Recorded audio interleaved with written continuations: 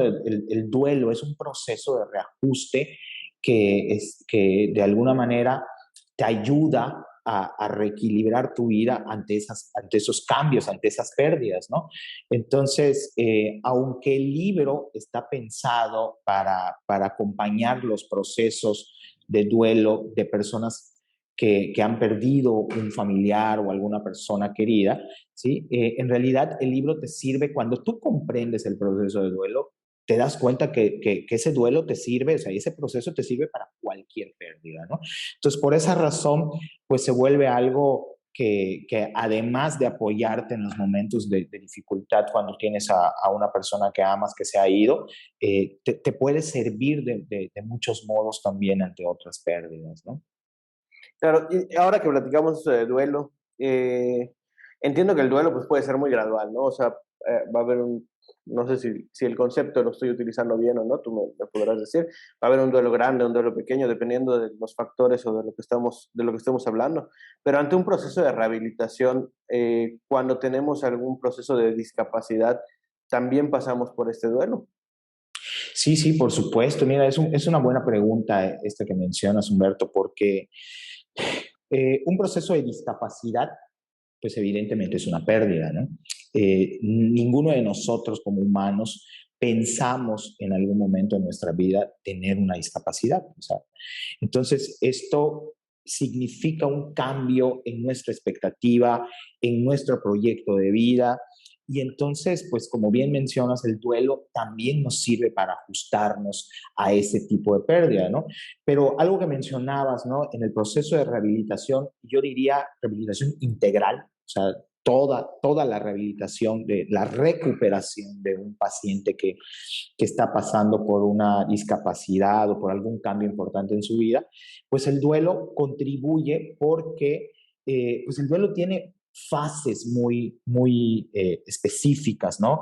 Desde el momento de enterarme que implica un shock y un mecanismo de defensa natural que es la negación, hasta las consecuencias emocionales de esta pérdida, ¿no? Que son, pues, generalmente frustración, impotencia, tristeza, ira. Y esas son precisamente las reacciones emocionales que pueden dificultar un proceso de rehabilitación, ¿no? ¿Qué pasa cuando un fisioterapeuta, por ejemplo, como es tu caso, ¿no? Está atendiendo a un paciente que está pasando por un cuadro emocional muy fuerte que le genera un bloqueo, que está deprimido, que no tiene ánimos? Entonces, aunque tú puedas tener un magnífico programa de rehabilitación, un programa terapéutico para ese paciente, la parte emocional no contribuye, no permite que la persona avance, no permite que la persona se involucre en su proceso de rehabilitación, ¿no? Entonces ahí es donde pues la psicología en unión con la tanatología a través de este proceso de duelo pueden destrabar esta parte y ahí intervenir pues todo el equipo multidisciplinario de personas que intervienen para una rehabilitación y poder avanzar, ¿no? Claro, en algún punto, no sé si te acuerdas que yo te marqué angustiado porque tenía un paciente que con un problema de columna, que llegó un punto al que yo te dije, es que ya no tengo nada que hacer con él porque tiene un problema emocional muy grande, que además tenía muchos duelos ese paciente precisamente, no sé si lo ubicas, y necesito que lo atiendan, ¿no? Muchas pérdidas, ¿eh? Porque aquí Muchas sí pérdidas. hay que tener un poquito claro el concepto, Humberto. La persona tiene pérdidas, duelos no necesariamente, Ándale, sí, ¿sí? sí, sí, probablemente, digo, sí lo usé mal, ¿no? Tenía muchas pérdidas y no había llegado a ese proceso de duelo, ¿no? Precisamente. Exacto, no, no, no. Sí, Es que muchas veces, te digo, o sea, nosotros tenemos muchas pérdidas durante nuestra vida, ¿no? Pero aunque algunas pérdidas por su naturaleza sí automatizan el proceso de duelo después de la pérdida, hay pérdidas, ¿no? Valga la redundancia, ¿no? Que por su configuración de la pérdida, es decir, por los elementos que conforman la pérdida, dificultan la entrada de la persona al proceso de duelo, ¿no? El duelo es, de cierta manera, a mí me gusta compararlo con un túnel, ¿no? donde tú tienes que pasar por muchas cosas dentro del túnel, por muchas etapas para poder culminar con la recuperación de tu paz, de un equilibrio que te permita continuar con tu vida, ¿no? Entonces hay personas que ante la conciencia de la pérdida quedan en negación o quedan bloqueados por muchas emociones y nunca entran al túnel. ¿Sí? Nunca entran a ese proceso y ahí es donde se atoran. Entonces puede ser que haya pérdidas que sí esté yo viviendo mi proceso de duelo, muchas veces hasta inconsciente, sin darme cuenta que lo estoy viviendo. Y hay personas que por lo difícil que puede ser el transitar por esta pérdida, pues nunca entran al duelo. ¿Sí?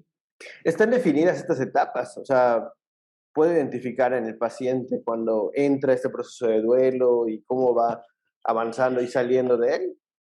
Sí, mira, están los teóricos más, bueno, al menos los que yo considero que son los más reconocidos, ¿no?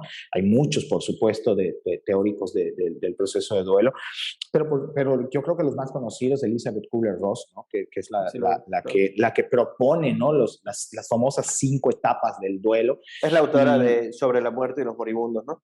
sobre la muerte de los morimundos, ¿sí? Fíjate que ella propone 5 etapas, ¿no? Y estas 5 etapas que son el shock, perdón, sí, sí, el shock y la negación, luego está la ira, la depresión, la negociación y la aceptación, ¿no?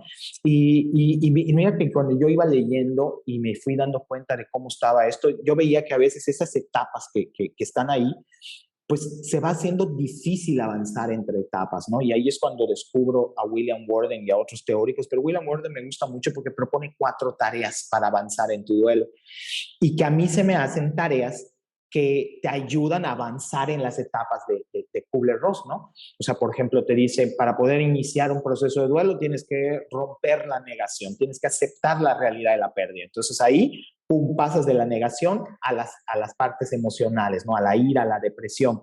Luego te dice Worden, otra tarea es vive tus emociones, date permiso de sentir, ¿no? Perdón que te interrumpa, ¿cómo rompes esa negación?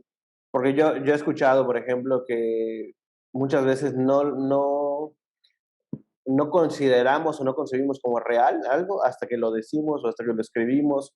¿Tú qué aconsejarías? O sea, por ejemplo, no sé, no puedo, me van a amputar mi pie por un proceso de diabetes. O sea, es Ajá. el decir, voy a perder mi pie, o sea, con eso ya puedo entrar en ese proceso de... Pues, pues mira, al final hay muchas técnicas para romper la negación, ¿no? Pero lo importante es aceptar tu realidad, ¿no? Es decir, como tú bien mencionas, mucha gente evade, ¿no? Hablar del tema, ¿no?